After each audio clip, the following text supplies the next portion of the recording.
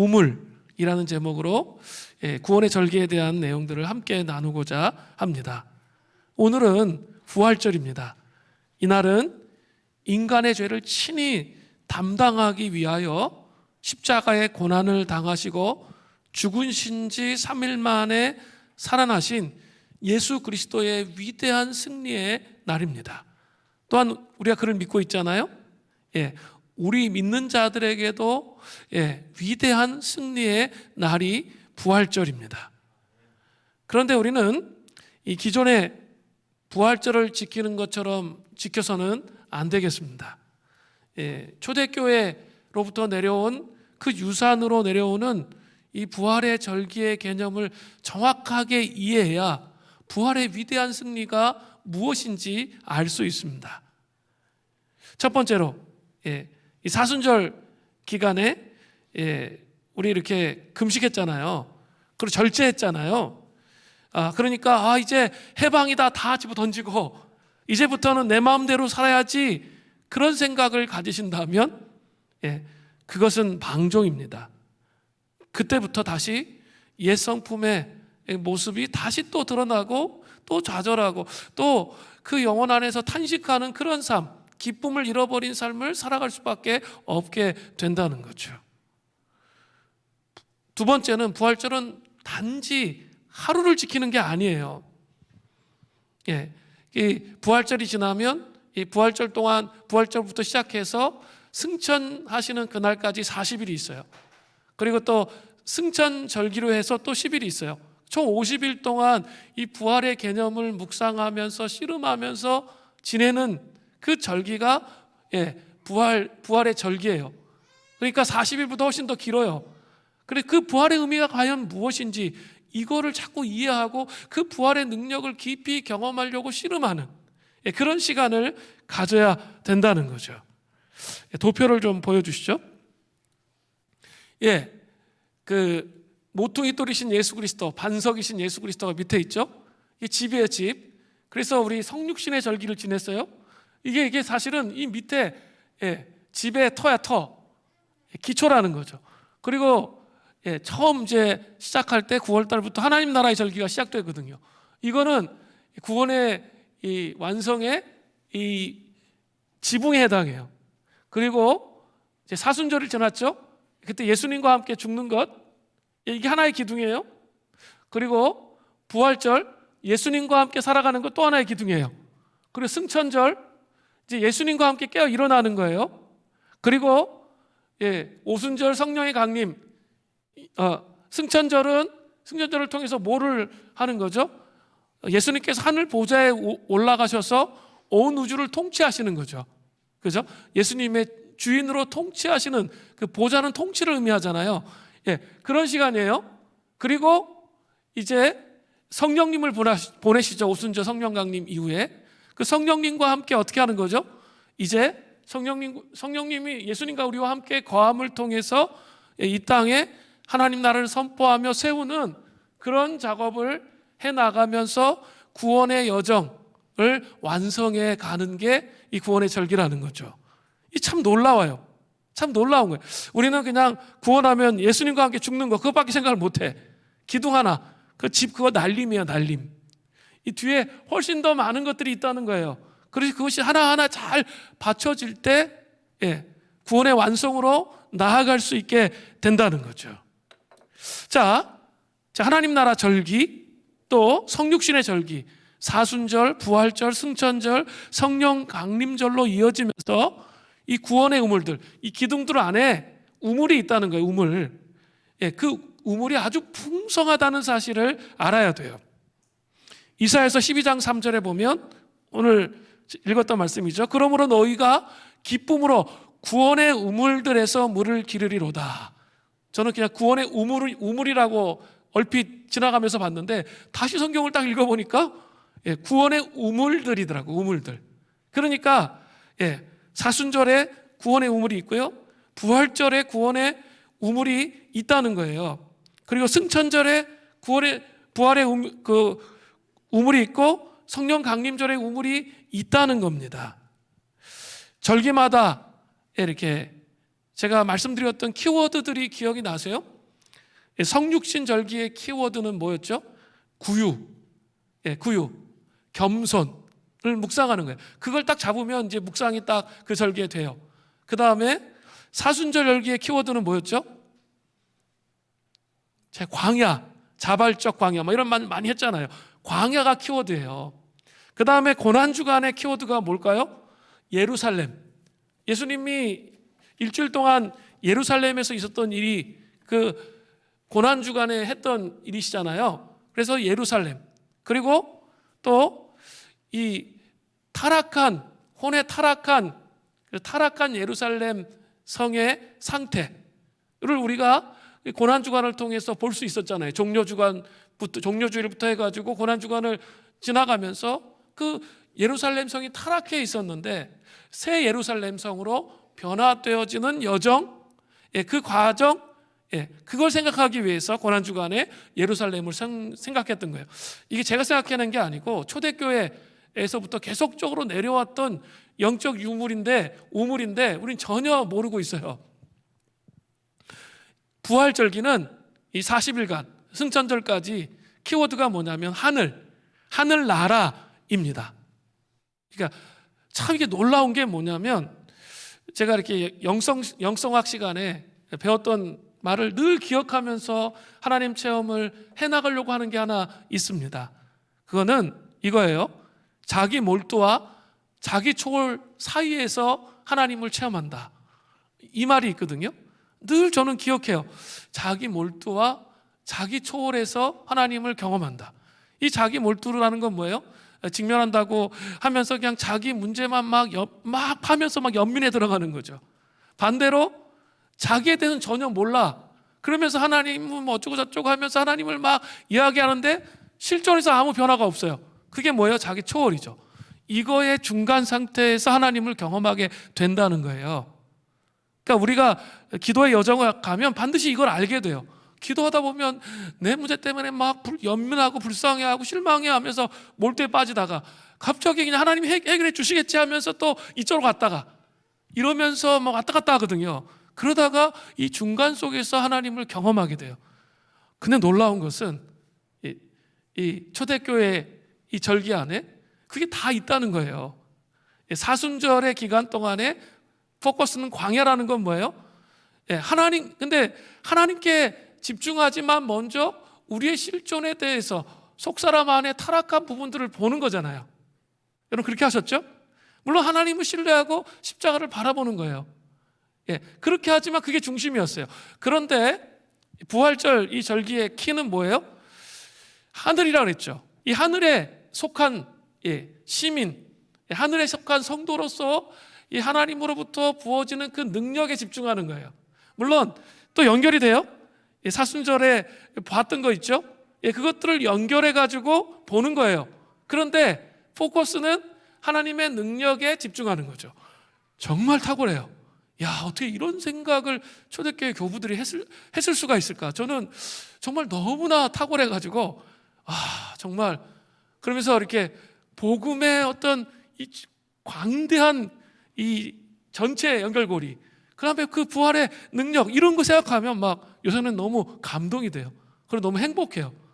야, 이런 놀라운 복음의 능력을 전혀 이해하지 못하고 내가 살았구나 생각하면 지난 세월이 막 열받아, 억울하고 너무 복음의 위대성을 정말 깊이 알게 되었습니다.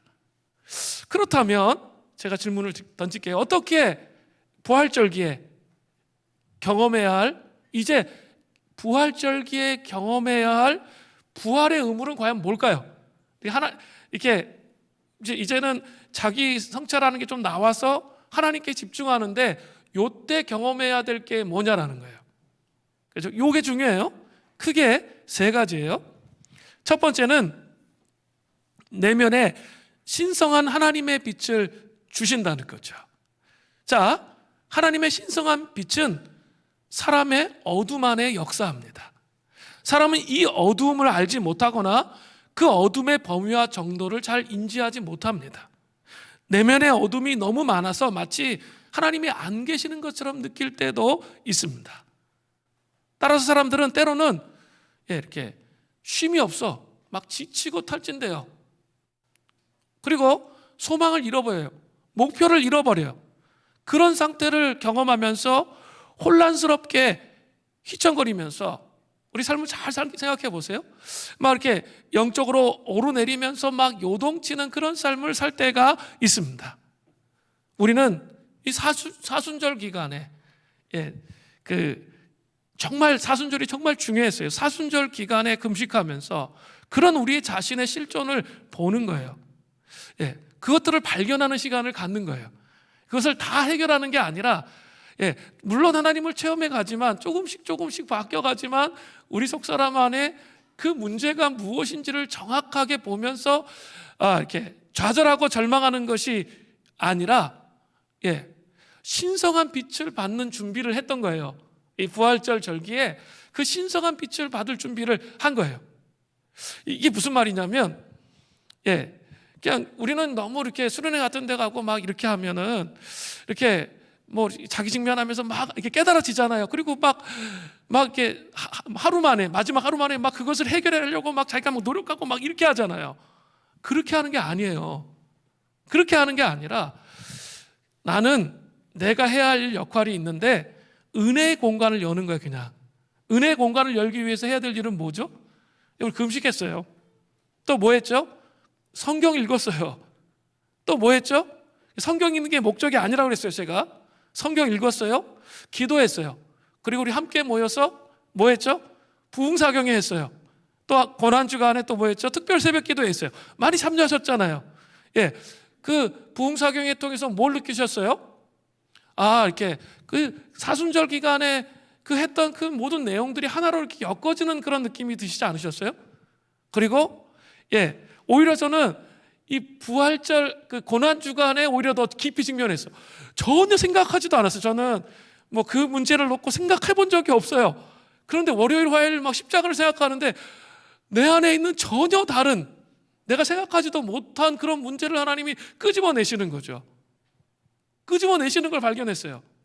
그러면서 그걸 가지고 십자가를 바라보도록 그렇게 하시는 거예요. 자, 해결이 됐어요? 안 됐어요? 다 해결되지 않았어요. 그런데 이제 부활의 절기를 맞이하는 거예요. 부활의 절기의 특징이 뭐라고요? 여전히 뭐예요? 이제 아싸 이제 막 놀아야지 막 이게 아니라 어떻게 한다고요? 공간을 만들어 놓으라고요. 이제 금식하는 절기는 아니에요. 그런데 말씀 읽고 기도하고 함께 예배의 자리 나오고 함께 우리 구원의 절기 금요일마다 제가 없어도 우리 사역자들 제가 계속 통화해가지고 이거 가이드해가지고 하려고 해요. 그래서 이렇게 계속 이 부활의 능력을 경험하는 것이 무엇인지 계속 묵상을 하는 거예요. 그러면 나는 공간을 만들었죠. 그러면 일하시는 분은 누구세요? 하나님이 주권적으로 일하시는 거예요. 그 빛이 그 신성한 빛, 창조되지 않는 빛이에요. 하나님에게서 나오는 빛은 창조된 빛이 아니에요. 신성한 빛이 우리에게 비춰진다는 거예요. 그리고 회복이 되고 치유가 일어나고 부활의 능력으로 갈 수 있도록 그렇게 하신다는 거죠. 제대로 금식을 하고 따라오셨다면 마음 아주 깊은 곳에는 깨달아지기 시작했을 거예요. 깨달아지기 시작했어요. 하나님께서 그렇게 하실 수 있는 분이구나를 알기 시작했어요. 뭐 못하셨어도 괜찮습니다. 내년에 또 하면 되니까. 이렇게 그렇게 되어 간다는 거죠. 그게 뭐예요? 이 부활의 절기의 특권이라는 거예요. 내면에 신성한 하나님의 빛을 주셔서 정말 도저히 해결할 수 없을 것 같은 그 문제들을 넘어갈 수 있도록 하신다는 거죠. 두 번째는 영생의 물줄기입니다. 부활은 이 부활의 절기에는 지속적으로 흘러넘치는 영원한 생명, 영생이죠. 영원한 생명의 흐름, 이 물줄기예요. 물줄기를 우리에게 준다는 거죠. 하나님의 생명의 흐름은 사람들의 메마름과 한계, 이따 얘기할 텐데 영적인 노화, 시들어감, 그리고 숨겨져 있는 내면의 죽음, 이것들을 좀 설명할 텐데 내면의 죽음 가운데 자기는 인식하지 못해요. 그런데 끊임없이 역사합니다. 내가 그것을 인식하지 못하고 그냥 자신이 무덤 안에 갇혀 있다고 답답하게 느끼는 그런 상황 가운데 있다 할지라도 이 부활의 절기에는 그 영원한 생명의 흐름, 이 물줄기가 흘러간다는 거예요. 흘러가고 있어요. 지금 우리 안에 흘러가고 있으니까 어떻게 해야 돼요? 그 흘러가는 것을 인식하기 위해서 말씀 보고 기도하고 임재의 공간에 함께 모이는 거예요. 그렇게 할 때 그 부활의 그 영생의 물줄기가 계속적으로 내 안에 흘러가고 공동체 안에 흘러가고 정말 풍요롭게 하시는구나, 이걸 알게 된다는 거죠. 이제 이것은 제가 만들어 드릴 수 있는 게 아니에요. 여러분이 주님을 찾으면서 그것을 깨닫고 인식하고 경험해 가야 돼요. 세 번째는 진정하고 확고한 승리입니다. 하나님의 선물인 예수님의 부활은 세상과 육과 죄를 넘어서 결국에는 진실되고 확고한 승리로 우리를 이끕니다. 또한 내적인 싸움과 외적인 두려움으로부터 승리하게 한다는 거죠. 그 결과 사람들은 최고의 지위를 회복하게 돼요. 그 최고의 지위가 뭘까요? 하나님이 창조하신 원래의 모습. 이 죄로 말미암아 두려움, 상처 막 이렇게 다 들어왔잖아요. 그것이 없는 상태. 그것을 경험하게 된다는 거죠. 이게 부활의 위대함이에요. 우리는 이렇게 죄 타락으로 해서 외로움을 느끼고 또 죄 타락으로 해서 관계가 깨어지고 막 다 그랬잖아요. 근데 창조하신 아름다운 그 모습 그대로로 돌아갈 수 있게 된다는 거죠. 진정한 확고한 승리가 부활의 시즌에, 이 부활의 절기에 있게 된다는 것이죠. 그렇다면 이 부활의 의무를 너무나도 경험해야 되죠. 부활의 의무를 경험하려면 어떻게 해야 됩니까? 두 가지가 있어요. 부활의 의무에 대한 우리의 필요를 깨달아야 돼요. 정말 필요하구나, 이걸 알아야 되고요. 두 번째는 부활의 의무에 대한 우리의 응답이 필요하다는 거죠. 부활의 의무에 대한 우리의 필요를 깨달으려면 먼저 알아야 될 게 영적 노화에 대해서 알아야 돼요. 영적 노화. 이 개념을 알아야 돼요. 호세아서 7장 9절에 보면 이방인들이 원수막이라고 생각해 볼 수 있어요. 그의 힘, 다른 번역에 보면 풍요함, 풍부함이라고 되어 있어요. 그의 힘을 삼켰으나 알지 못하고 백발이 무성할지라도 알지 못하는도다. 자, 호세 선지자는 타락한 북이스라엘 백성을 향해서 이렇게 말했습니다. 자, 알지 못한다, 이 말을 반복하고 있죠. 그죠? 이 말씀에는 깊은 의미가 있어요. 이스라엘은 하나님의 사람들로서 하나님의 법과 임재의 빛을 지니고 있는 사람들이었습니다. 그들 가운데는 선지자가 있었어요.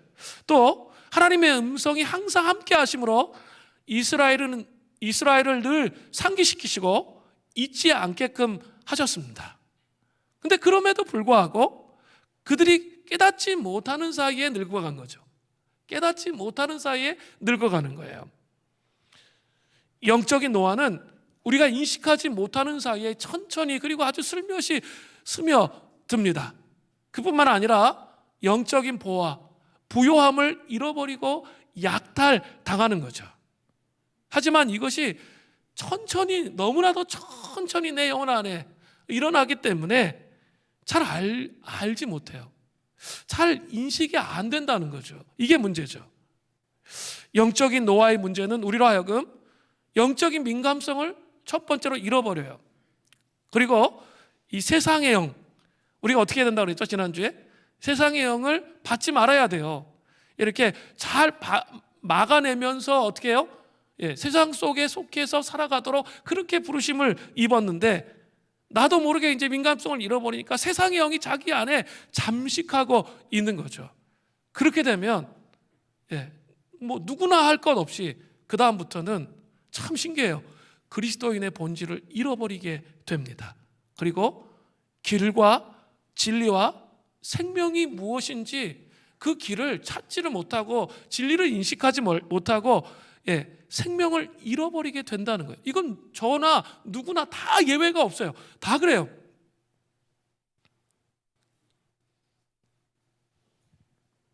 이러한 영적 노화의 상태에서 성경을 읽으면 단지 그냥 단어를 반복적으로 읽는 게 불과해요. 여러분 그럴 때 있죠? 성경 읽으면 그게 영적 노화의 상태라는 거예요. 이게 반복적으로 읽는데 그냥 감동이 없어. 그런 식으로 오죠. 기도하면 그냥 습관적으로 기도하는 것으로 끝나. 여러분 그런 거 경험하시죠? 눈물은 마르고 뜨겁게 사랑했던 첫사랑을 잃어버리는 거예요.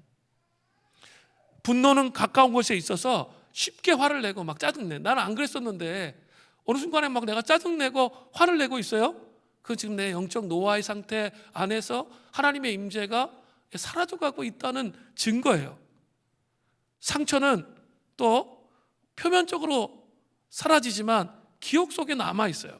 그래서 새로운 상처를 받게 될 때 그거 한꺼번에 막 다 올라오는 거죠.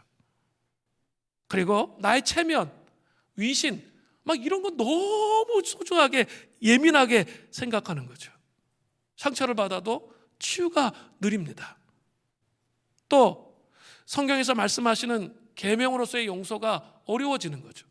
그리고 용서하지 않고 그냥 꺼리낌 있는 그런 상태의 삶을 사는 거예요. 아무 감각이 없어진다니까요. 영적 감각이 없어져요. 우리는 사순절 기간에 닫혀 있었던 구원의 우물을 열었어요. 광야에서 우리 속사람 안에서의 씨름을 통해서 우리가 그 작업을 했다는 거죠. 그런데 그것으로 멈추면 안 돼요. 그리고 이제는 하늘의 능력을 경험하게 되는 부활의 절기의 시즌에 더 깊은 생명의 우물을 열어야 되는 것이죠. 그게 바로 부활의 우물이에요. 그래야 그 깊은 변화와 온전한 회복이 가능해지는 것입니다. 영적 노화는 시간이 지나가면 더욱더 심각해져요. 이게 종교적인 틀로 바뀌어 간다는 거죠. 마음이 굳어져요. 육은 무거워져요. 생각은 어두워지고 혼도 믿음을 갖는데 너무나 느려져요. 그리고 죽음이 마치 누에를 휘감는 것처럼 모든 것을 휘감습니다. 우리의 마음이 이 껍질로부터 벗어나고 싶어서 막 울부짖지만 그렇게 할 능력이 없습니다. 우리는 고통 가운데 이 성경 말씀을 기억해야 돼요. 이사야서 37장 3절입니다. 아이를 낳으려 하나 해산할 힘이 없음 같도다. 아이를 낳으려고 하는데 해산할 힘이 없으면 이거는 죽음이나 마찬가지잖아요. 그런 상태에 놓인다는 거죠. 어쩌면 이것이 한국교회의 상태일 수 있고 팬데믹에 오랜 시간 길들여진 우리의 상태일 수 있어요. 맨 처음엔 그렇지 않았는데 점점 내가 이렇게 하나님으로부터 멀어져 있다는 인식을 여러분 하세요?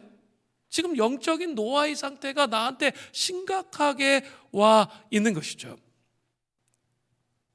그러나 더 심각한 게 있어요. 영적인 노화는 겉으로 드러난 증상에 불과합니다.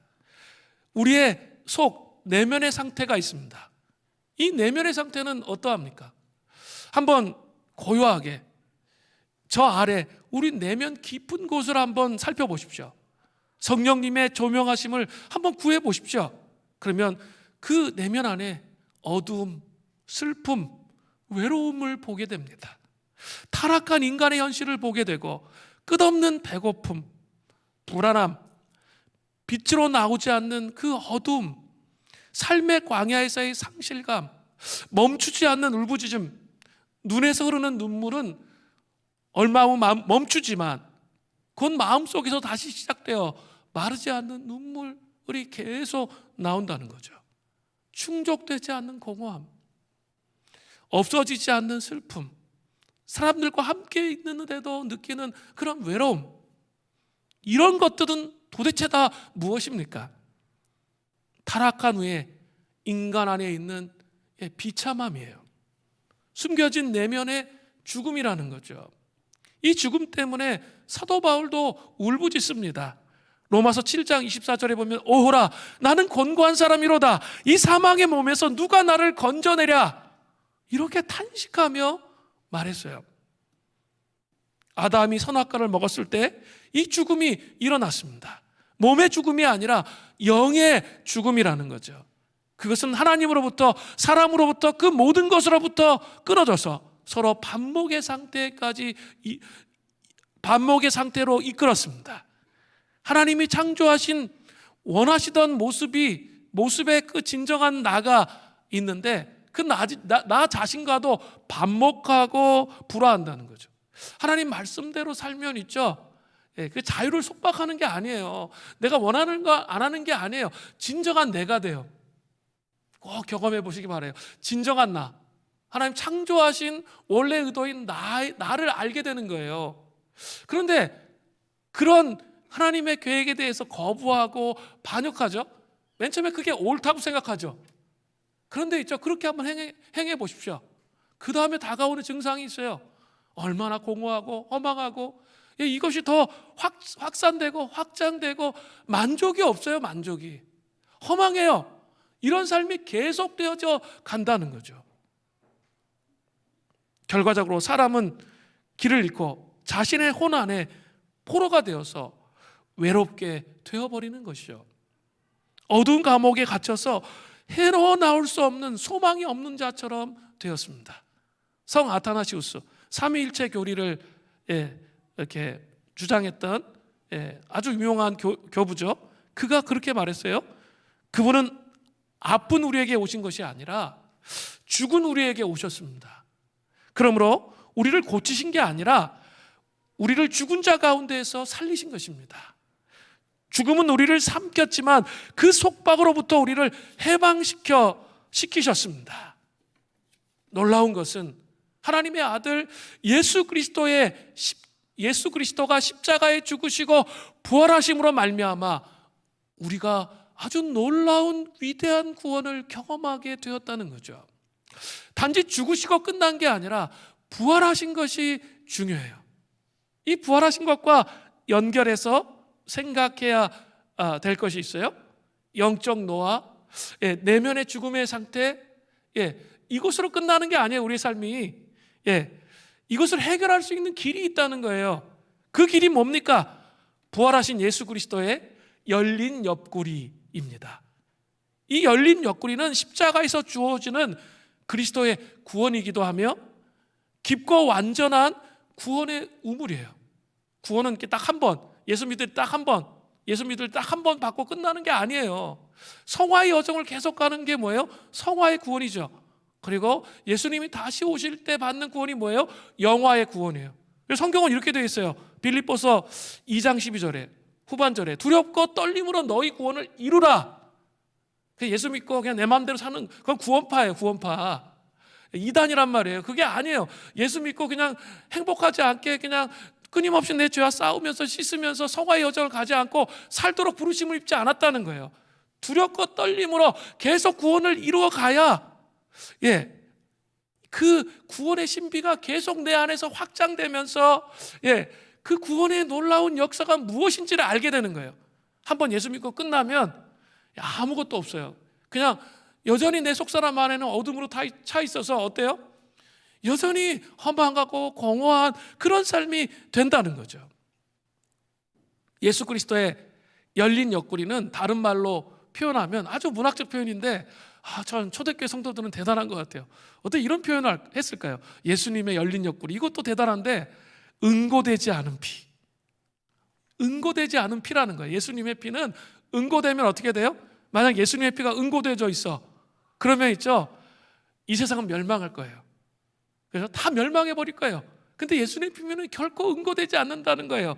예수 그리스도의 보혈 앞에, 그 십자가 앞에 나아가면 또 씻음을 받고 또 씻음을 받고, 예수님의 열린 옆구리를 바라보면 우리의 죄악들이 또 씻음을 받고 또 씻음을 받으면서 그 부활의 주님의 능력이 우리 안에 들어오는 것을 경험하게 된다는 거예요.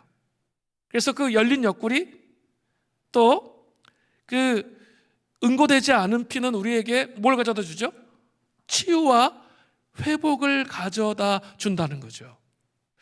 우리 안에 있는 죄의 상처는 골마 있습니다. 이사야서 1장 6절에 보면 얼마나 심각하게 골마 있는지가 나와요. 발바닥에서 머리까지 성한 곳이 없이 상한 것과 터진 것과 새로 맞은 흔적뿐이거늘 그것을 짜서 싸매며 기름으로 부드럽게 함을 받지 못하였도다. 머리부터 발끝까지 상처가 너무 커가지고 해결이 안 된다는 거죠. 그러나 예수님의 열린 옆구리, 응고되지 않은 피가 우리를 하나님께서 세상을 창조하실 때 가지고 있었던 잃어버린 것들을 치유하심을 통해서 회복시켜 주신다는 거죠. 이것은 우리가 잃어버린 소중한 영적인 것들을 회복하는 것을 의미하는 거예요. 사랑하는 성도 여러분, 정말 예수 그리스도 처음 믿었을 때 그 기쁨 있죠. 거기서 멈추면 안 돼요. 그 달콤함, 감미로움, 세상을 다 가진 것처럼 느꼈던 그 느낌 있죠. 그게 끝이 아니에요. 그게 시작이란 말이에요.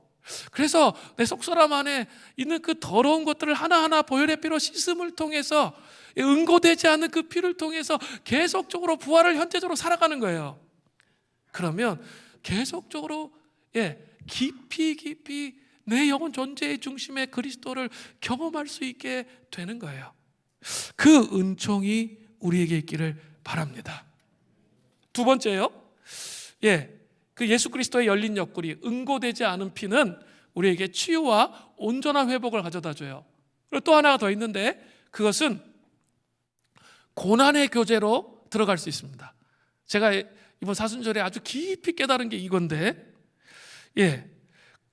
예수님의 고난의 교제로 함께 나아갈 수 있게 됩니다. 일반적으로 우리는 우리의 고난을 어떻게 그리스도의 고난의 교제로 변화시키는지 잘 몰라요. 그렇기 때문에 고난은 피하고 싶고, 고난은 두렵고, 불안하기 때문에 회피하고, 이렇게 살아간다는 거죠. 우리는 그리스도 그분께서 십자가와 부활에서 이룬 이 고난의 변화의 신비를 이해하지 못하고 있기 때문에 고난이 오면 매우 힘들어하고 두려워하는 거예요. 근데 초대교회 성도들의 모습을 보세요. 사도 바울을 보세요. 그 복음의 신비를 깨달은 사도 바울은 이렇게 고백해요. 빌립보서 3장 10절에 내가 그리스도와 그 부활의 권능과 그 고난의 참여함을 알고자 하여 그의 죽으심을 본받아. 뭐라고요? 내가 그리스도와 그의 부활의 권능과 그 고난에 참여하기 위해서, 부활의 권능과 고난에 참여하기 위해서 나는 지금 그리스도의 죽으심을 본받는다. 고난을 본받는 거예요. 고난을 회피하지 않아요. 근데 이것은 내면 세계의 연결에서도 똑같아요. 우리의 영적 성장을 위해서 고난은 반드시 필요해요. 자, 한번 생각해 보세요. 우리 영 안에 이 하나님을 아는 그 영이 있어요. 그리고 그 주변을 혼이 감싸고 있어요. 그런데 우리가 이제 말씀을 읽기, 예수님 영접하고 말씀을 읽기 시작해요. 근데 영 안에 그 예수님의 구원이 씨앗처럼 주어진다 그랬죠. 정말 많이 얘기했어요. 씨앗처럼 주어지기 때문에 우리 안에 여러 가지 장벽들이 있잖아요. 근데 말씀을 읽기 시작하면 어때요? 씨앗처럼 내 영이 주어지기 때문에 자라기 시작하는 거예요. 자라가기 시작하다 보면 이제 내 혼 안에 있는 것들이 있을 거 아니에요. 그럼 부딪히기 시작하는 거예요. 그러니까 여러분 이거 상식적으로 잘 경험이 되잖아요. 자기 마음에 이렇게 들려오는 소리들은 대부분 다 부정적인 소리 아니세요? 부정적인 생각들이 막 떠오르잖아. 근데 하나님 말씀을 이렇게 하라는 거 있죠. 그거는 뭐예요? 내가 생각하는 거에 반대일 경우가 대부분 많죠. 그러니까 반대 정신으로 살면 빨리 성장할 수 있어요. 신앙을. 대부분은 다 자기가 원하는 욕망대로 하려고 하거든요. 그게 왜 그래요? 육에 그것이 둘러싸여져 있는 거예요. 그런데 영이 이제 자라기 시작하는 거예요. 말씀을 읽어요. 절기를 지켜요. 금식해요. 또 기도해요. 그럼 점점 이게 자란단 말이에요. 그러면 지금 이 혼이 폭발하려고 하는 거예요. 폭발하려고.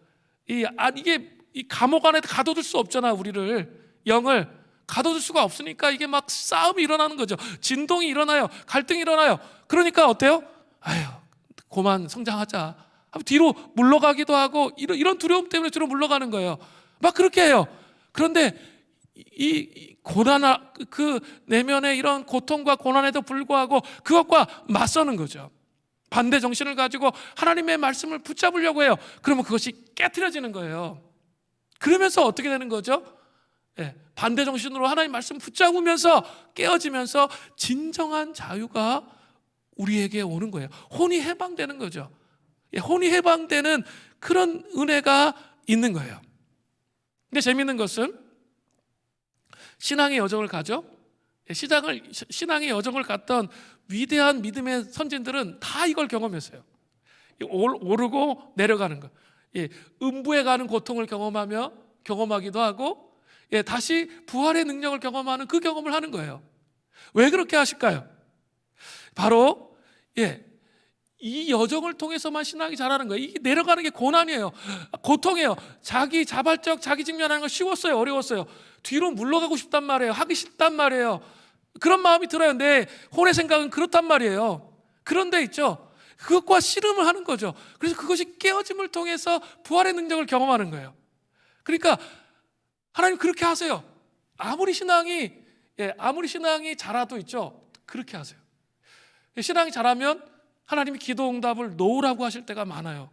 저에게 안 된다라고 하실 때가 많거든요. 여러분 그런 경험하시지 않으세요? 아직도 어린 유아기처럼 해가지고 막 기도 응답 안 받으면 삐지고 이러면 안 돼요.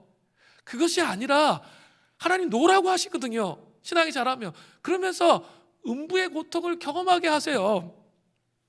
예, 음부의 고통을 경험하고 거기에 낮아지도록 그렇게 하신다는 거죠. 그러면서 부활의 능력을 경험할 수 있도록 하세요.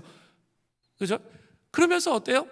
항상 이렇게 돼 있어요. 이렇게 신앙은 이 고난과 부활이 절대로 따로 떨어지지가 않아요.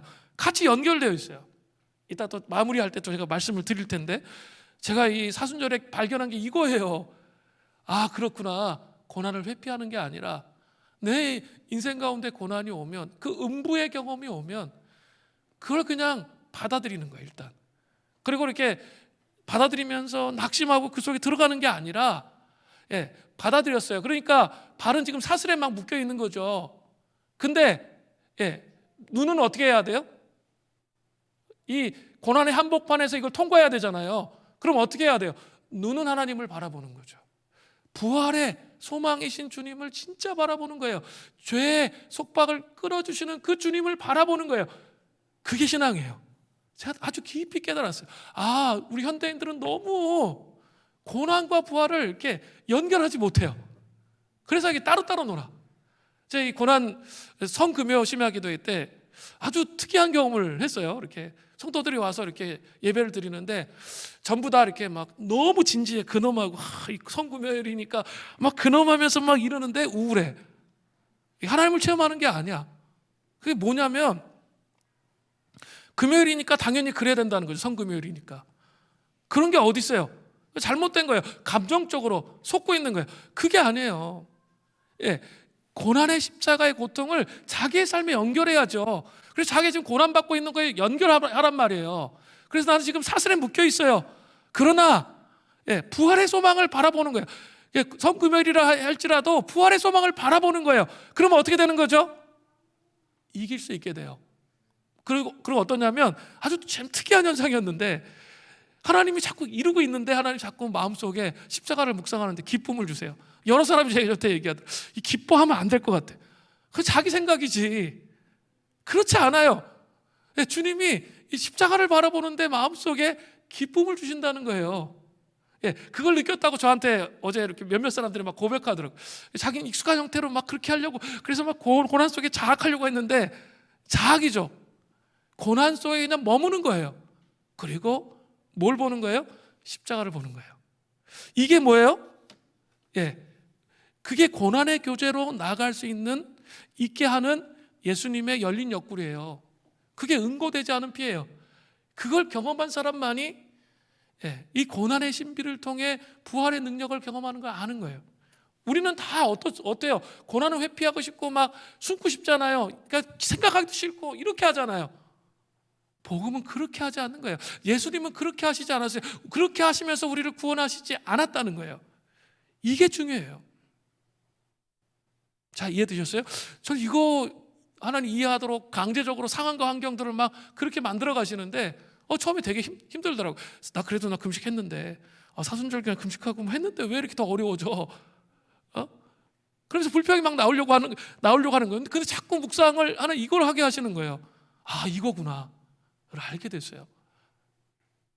자, 이제 그렇다면 자, 부활의 우물에 대한 우리에게 부활의 우물이 필요하죠. 열린 옆구리 필요하죠. 응고되지 않은 피 필요하죠. 그러면 부활에 대한 우리의 응답은 무엇일까요? 이 두 가지인데, 부활의 우물에 대한 우리의 응답 첫 번째는 작은 예수가 되는 거예요. 이것은 지금까지 이야기한 내용과 동떨어지게 율법적으로 너 이렇게 살아야 돼. 우리 그렇게 설교 많이 제가 했어요. 너 무조건 그리스도인 이렇게 살아야 돼. 그럼 눌려가지고 죽어. 마음은 안 되거든요, 그게. 근데 진짜 그렇게 할 수가 없잖아요. 마음이 동해야 그렇게 가죠. 마음은 완전히 속사람 안에 다 타락해 있는데 그렇게 할 수가 없는데 그렇게 할 수가 없단 말이에요. 그런 얘기를 하는 게 아니에요, 지금. 우리의 속사람이 자라면 자랄수록, 우리가 하나님을 더 깊이 경험하면 경험할수록 자기 중심적인 성향과 이기심으로부터 나와요, 그냥 자동으로. 그리고 하나님의 마음을 이해하기 시작해요. 하나님의 마음을 깨닫기 시작해요. 그리고 세상의 필요를 바라보기 시작한다는 거죠. 이상해요. 사순절 기간에 우리는 광야에서 자기를 성찰했는데 하나님은 하나님의 마음을 자꾸 이해하게 하시고 하나님의 일을 그냥 하세요. 내가 막 오버하면서 막, 제가 옛날에 그렇게 많이 했거든요. 옛날에 저라면 아마 3개월 동안 이거 못 갔을 거예요. 제가 다 책임져야 된다고 생각하는 거야.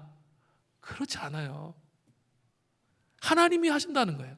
우리가 해야 될 것은 그 하나님이 하시는 일에 어떻게 해야 돼요? 하나님의 마음을 이해하고 따라가면 돼요.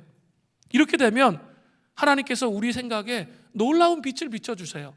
그래서 그때 창조적인 기름 부으심이 임하는 거예요. 그러면 새로운 사역의 방향이 나와요. 내 직장에서, 가정에서 사역이 하나님이 원하시는 방향을 알게 된다는 거죠. 이것은 기존에 생각했던 패러다임과 전혀 다른 방식의 사역을 하게 된다는 겁니다. 저는 이 부활절기에 우리 좀 많이 봤죠? 첫 번째, 이 지역 주민을 섬겼어요. 우리 사역위원회, 또 긍휼사역부, 우리 집사님과 장로님과 함께 이렇게 함께 섬기는데요. 제가 오랫동안 정말 기도하고 있었거든요. 교회의 또 본질 중에 하나, 제가 뭐 다 인식 안 하고 있는 건 아니에요. 다 인식하고 있는데 때를 기다렸는데, 하나님 정말 지역 주민을 섬겨야 될 텐데 하나님 어떻게 해야 됩니까? 계속 묻고 기다리고 있었는데 전혀 우리가 자기를 성찰하고 씨름하고 있는데 어떻게 해요? 지역의 주민들을 섬길 수 있는 기회를 하나님이 주신 거예요. 그러니까 이 섬길 때 이렇게 하나님께서 허락하신 일들은 막 기쁨이 있어요. 근데 이렇게 섬기는데 정말 기쁨이 막 이렇게 넘치더라고요. 그런 걸 느꼈어요. 그리고 우리 또 지금 뭐 하고 있죠? 난민 선교하고 있잖아요. 비전 선교사. 그죠? 그리고 또 우리 구제연금 했죠. 우리 금식해가지고 그 돈 모아서 또 보낼 거 아니에요. 하나님께서 정말 그 하나님 나라를 위해서 분투하는, 고통당하고 있는 무슬림 땅에서 복음을 위해서 헌신하고 있는, 아까 영상 봤잖아요. 그 예수님께 돌아오는 거 보면서 자기들도 힘든데, 자기들도 힘들어. 또 갔다 와서 또 직장 잘려가지고 또 정말 어렵고 막 그런 기도 제목 맨날 와요. 그런데 그 아까 보셨잖아요. 그 얼굴에 있었던 그 평온함, 그리스도의 평강, 그리고 그들이 세례받고 또 예수님께 돌아오고, 무슬림들이 예수님께 돌아오고, 이건 놀라운 일이에요. 그런 창조적인 일에 우리가 할 수 있도록 하나님의 마음을 이해해서 할 수 있도록 부르시는 거죠. 또 우리 북한 선교 문을 하나님 열고 계시죠.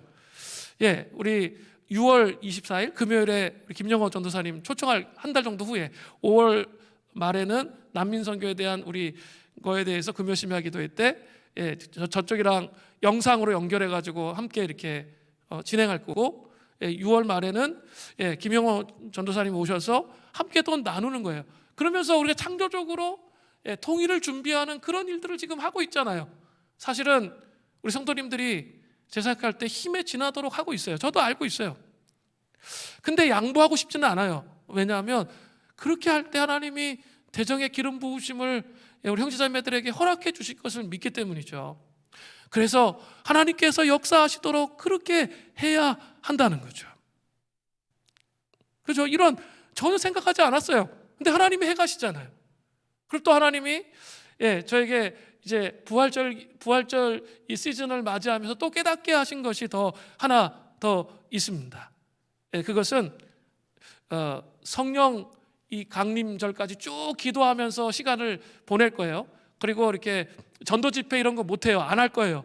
제가 없는 상태에서 할 수도 없는데 하나님이 저에게 주신 마음은 뭐냐면, 너희들이 정말 변화를 경험했냐? 그리고 이제 너희들이 변한다는 거 알아? 그리고 부활의 능력을 너네 조금씩 알고 있어? 그러면 영혼을 섬기라는 거예요. 그래서 제가 몇몇 사람들한테 얘기해 보니까 이미 불이 붙었어. 이렇게 이제는 영혼을 섬기고 싶다는 거예요. 영혼을 전도하고 싶다는 그런 얘기를 제가 지난주에 여러 번 들었어요. 여러 번. 우리 사역자들한테도 듣고 사람들한테 들었어요. 그게 행복하니까, 복음이 기쁘니까 복음을 전하고 싶은 거예요. 결과물이에요. 그게 하나님이 원하시는 게 무엇인지를 아니까 그렇게 하는 거죠. 그렇게 하려고 해요. 그래서 한 5월 중순쯤에 태신자를 작정할 거예요. 근데 집회를 할 거는 아니에요. 근데 3가지 영역에서 태신자를 작정하고 계속 소그룹에서 집중해서 기도할 거고, 또 새벽에 기도할 거고, 그럴 거예요. 3가지 영역 중에 제 첫 번째 영역은 가나안 성도들이에요. 가나안 성도들 정말 너무 많아졌어요. 가나안 성도들이 이 복음의 본질이 얼마나 행복한 거고 얼마나 소망 넘치는 것인지 모르는 그런 성도들이 많아요.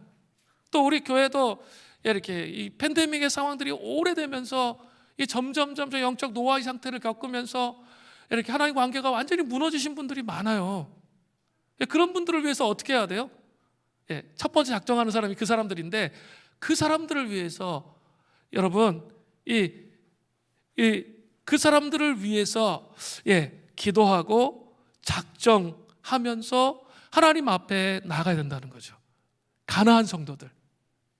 첫 번째가 가나안 성도들이에요. 우리 주변에 되게 많아요. 우리 이렇게 애기 엄마들은 어떻게 할 수 있죠? 가나안 성도들.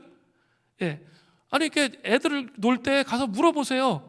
근데 지금 팬데믹의 상황이 너무 심각해서 완전히 다 황폐해요. 완전히 다 황폐한 상태에 있어.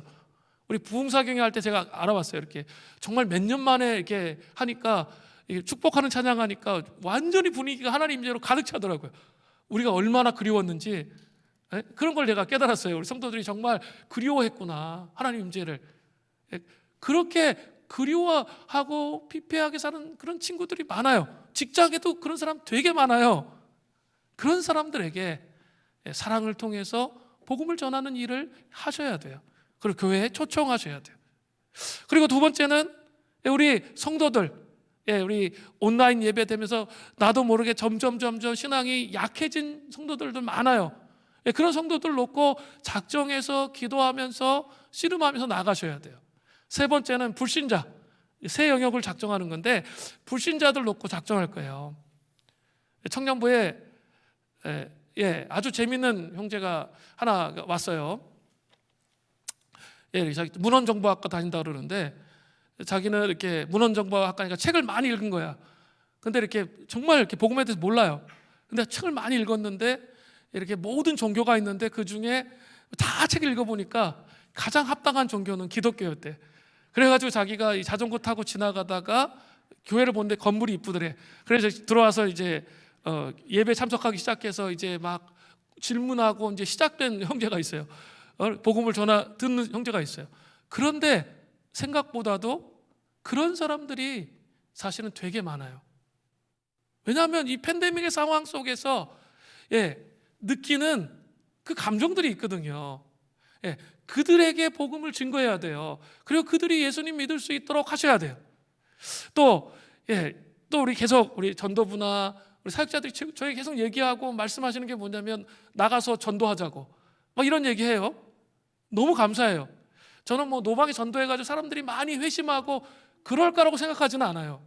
그런데 중요한 것은 우리 공동체가 액션을 취하고 있는 거예요. 복음을 위해서 복음을 증거하고 나누려고 하는 그 액션을 취하고 있을 때 하나님께서 역사하신다는 거죠.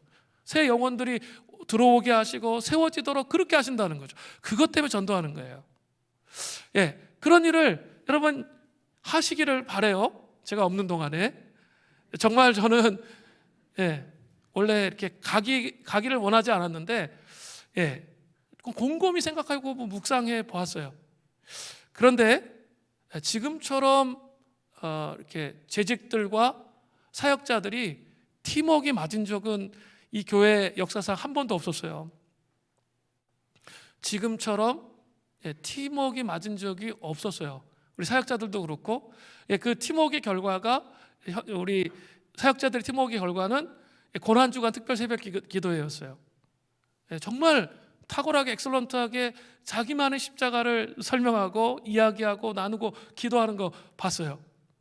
그리고 우리 장로님들 정말 이 교회가 잘 세워질 수 있도록 정말 이렇게 저를 걱정해 주시고 또 그런 마음들이 다 이해가 됐어요. 그리고 함께 이 씨름을 하면서 하나님 나라를 세워가려는 그 마음도 이해가 됐어요. 그래서 되겠구나. 그리고 또 다 자발적으로 알아서 하세요.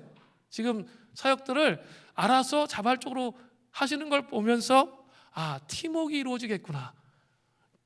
전통적으로는 목회자가 안식월을 가면 그냥 현상 유지해도 잘했다고 얘기해요.